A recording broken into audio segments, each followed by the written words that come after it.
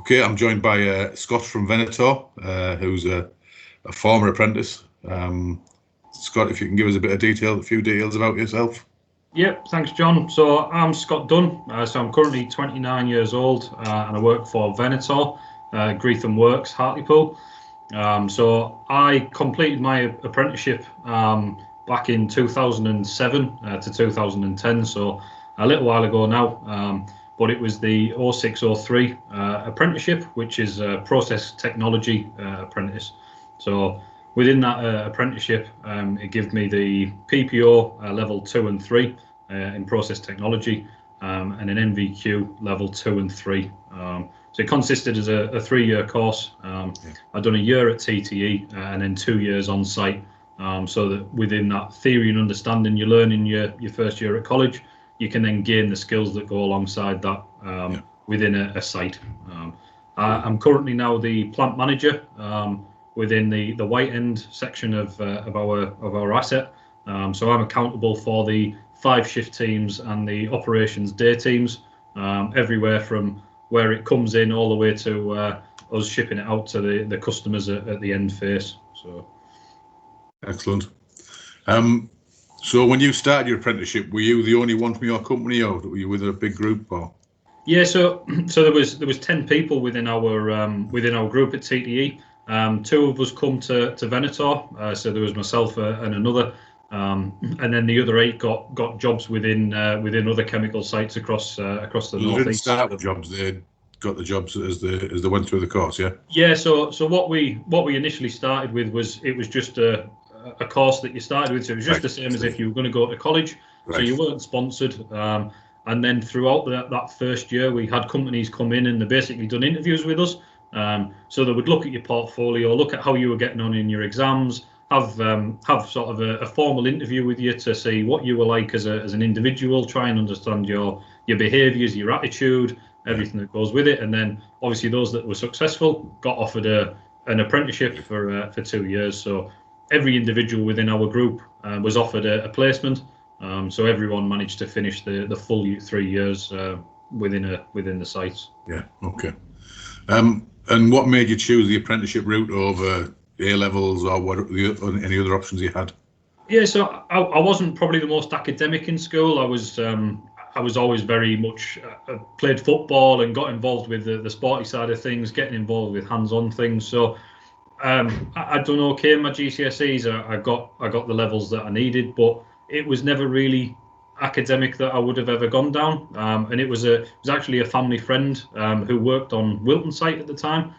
So he was a trainer for one of the sites, and he pretty much said, "Oh, have you never thought about going for an apprenticeship? Have you thought about going to TTE or anything like that?" So that's when I started looking down that route, and I was looking at electricians, instruments, all of them different things, and it was actually TTE that said, "Oh, we've got this new course. It's called process operations," and went through that side of it with us and thought, you know what, actually it sounds a bit up my street. That it's something I've never heard of before, and let's give it a go and see what it's like. And I've never looked back since. So. Excellent. Yeah. So how do you find the full experience, the kind of learning on the job and all of that sort of experience? Yeah, so it's good. I mean, I'm currently doing a degree now, so obviously there is opportunities afterwards to go back into education and do that side of it. So me now doing a degree after having that hands-on skill is a lot easier, because now I'm going, oh well, actually I've got theory now that I'm learning, but I've already got the practical, so I already understand how to do it in practice. I've seen how it's done.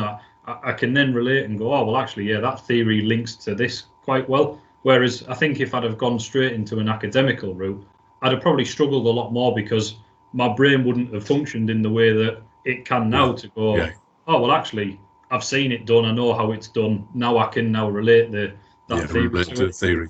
Yeah. So excellent. So yeah, from the start to a finish, really. I mean, you do your theory and understanding. I've done it at TTE. They've got workshops, they've got a little sort of plant within it where you can operate valves and start pumps. So you're doing that practical side with the theory, so it makes it quite easy. Kind of controlled environment almost, and then you come onto a site and it's obviously a big wide world that you've never come into. and you're then involved with people that have worked in industry for up to 40, 50 years in reality. So the knowledge and experience people can then pass on to you is huge. And I've been very fortunate that I'm always very driven. So I've moved obviously through the ops positions. I learned all the berths within the site. I then moved into day roles, to which now I'm the plant manager for the area that I originally started as an apprentice on. So so now I get to look after the apprentices. I get to coach and develop them and share my experience with them. And fortunately, I've got 2 apprentices that are currently working for me and coming through the ranks. Right. So really good to then pass that back to full circle from where I come from. So a fantastic rise from apprentice to plant manager is a great story. So would you recommend apprenticeships to others? Yeah, 100%. And I think it's very specific of who the individual is. So that there might be people that are currently in school and they might be getting A stars in everything, and they may want to become a doctor or a lawyer or something like that. Then the apprenticeship route isn't for them. But there will be lots of people that want to maybe just get an opportunity, or they've got a great attitude, great behaviour, and they maybe academically can do what they need to do, but when it comes to physically writing it on paper, this just isn't for me. I'm a hands-on guy, and I mean, from an apprentice point of view, there's hundreds out there now. There's loads of opportunities, and from a site we take on at least 4 year within multi-disciplines. So we've had lots of success with apprentices who are now, fortunately, have got jobs after it. So they're now fully employed as Venator employees, which brings a massive lifestyle change along with it. So you'll tend to find if you go into the academic route that it might take you a bit longer to then start earning a wage and start to get them things. And you tend to do your standard 2 years at college, 2 to 6 years at university, depending on what it is. You've got the fees and everything that then go with that. Whereas from an apprenticeship point of view, you start earning literally from the day that you're an apprentice. You get paid a base salary as an apprentice, and then that only goes up and up and up as you develop. Brilliant. Okay, that's an excellent story. Thanks very much for your time, Scott. Really appreciate it. Thanks very much. No problem. Thank you very much, John.